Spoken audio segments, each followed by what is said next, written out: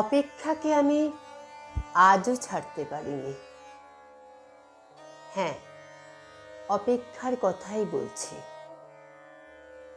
ভালোবাসার রক্তিম ধারালো স্নিগ্ধ ছোঁয়ায় এ হৃদয় থেকে এক এক করে ছেড়ে গেছে সব লোভ, হিংসা, ক্রোধ, অহংকার, স্বার্থপরতা, সবকিছু। কিন্তু অপেক্ষা আমাকে আজও ছেড়ে যেতে পারেনি।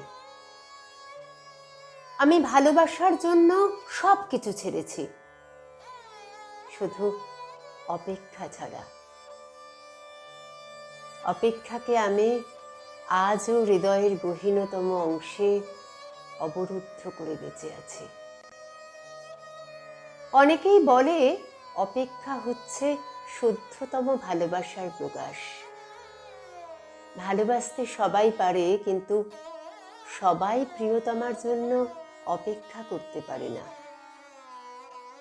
আসলেই কি তাই? জানি না তো, হবে হয়তো। তবে অপেক্ষার কাছে আমি অনেক ঋণী।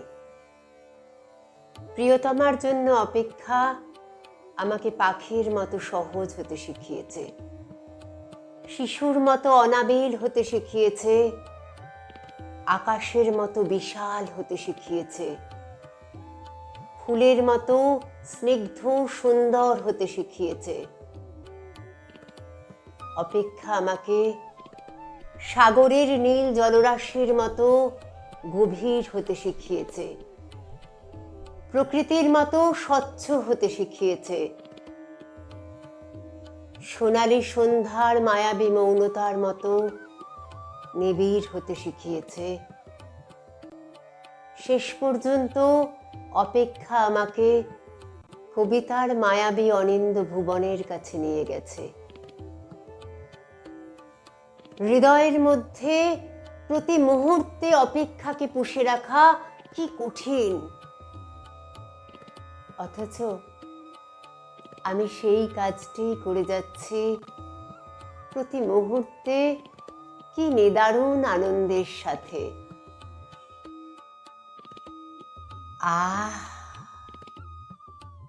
অপেক্ষা,